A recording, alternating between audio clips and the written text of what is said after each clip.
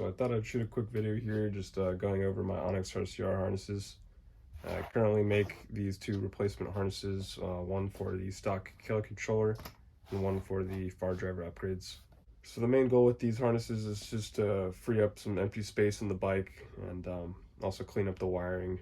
I've also added these integrated 5-volt converters which fix the USB charging port on your bike. Pretty much the same thing going on here, one for the Kelly, one for the Fardriver. Connections are labeled for an easy install, and with the Fardriver harness you'll also get these phase wire extensions with the heat shrink and bolts to mount them. I'm also going to include these alarm bypass cables which just connect where the alarm would connect, and this way you can turn on the bike and test it out without having the alarm installed should you need it. So the install is pretty straightforward. The obvious first step is going to be removing the old wiring harness, disconnecting it from all your accessories. You can leave all the lights and handlebar accessories installed on the bike, but just remove the main harness from the inside of the bike. And then the next step would be obviously to remove your Kelly controller, take out your phase block, disconnect it from the motor, disconnect it from the terminal block.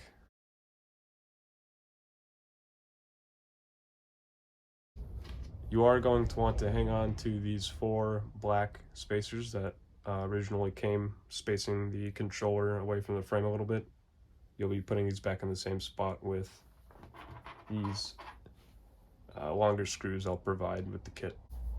So lining up the holes for your Fardriver is pretty simple. You can just place it on top here and kind of hold it in place and go around here with a drill and mark your holes, take it out and finish them off.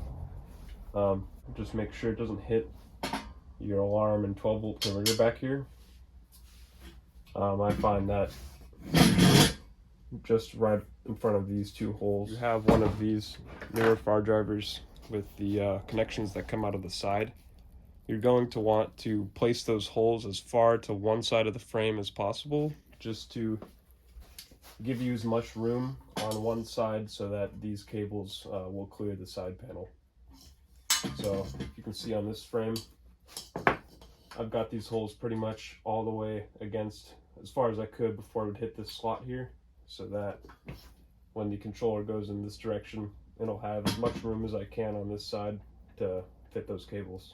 So to save you some trouble, it's easiest to get these phase wires and your battery lead on the controller before you put it in the bike. One thing to note is you're going to want to grab this ground connection off of the harness, and when you install your black lead from your battery, just put this guy on top, put it on top. Then the rest of these are self-explanatory, just match the colors.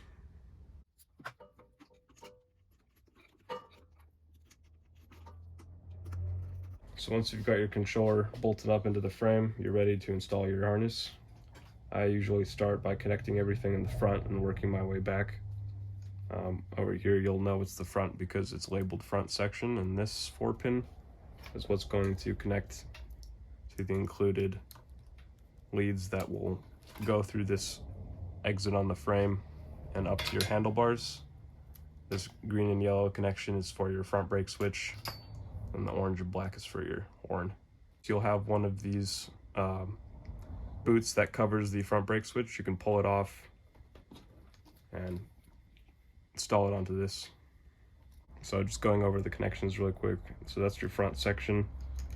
You've got a 2-pin for your rear brake switch, 9-pin female for left controls, a 4-pin and another 9-pin male for your display, and this is your ground connection.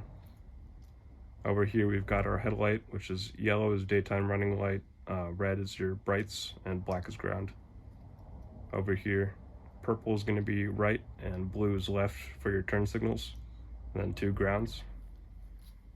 Over in the middle, we've got 3 connections for your alarm, your throttle connection, 9-pin, and a 6-pin hall sensor. And on the other side, this is where your 12-volt converter connects, and the last 2 connections will be for your brake light and rear turn signals. sometimes you'll get a connector that doesn't really want to go in. And if you look on the male portion of the connector, you'll see the pin sticking out. And if you grab a small flathead or a pin tool like this, you can get in there, kind of bend them towards the middle. Take some getting used to know where the pins want to be exactly for the connectors to go in easily. But just wiggle them around a little bit and should plug in. Lastly, connecting this 30 pin. Just remember these two notches are going to be on the outside of the controller. So just make sure your connector's facing the right way. And when you put it in, press it in firmly and evenly on both sides until you hear it clicking in. And you'll see these latches kind of close in on either side, and then you can know that this connector is fully inserted.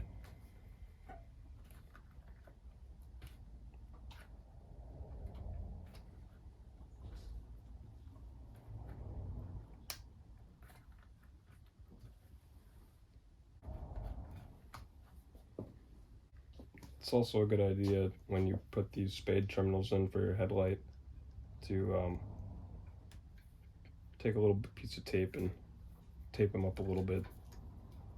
That way this insulation doesn't come off and you don't have some shorting going on. Everything in, you're good to plug in your battery, power it on, and you should hear a beep coming from your Fardriver. And assuming you have a bass tune or some settings loaded up, you're good to go.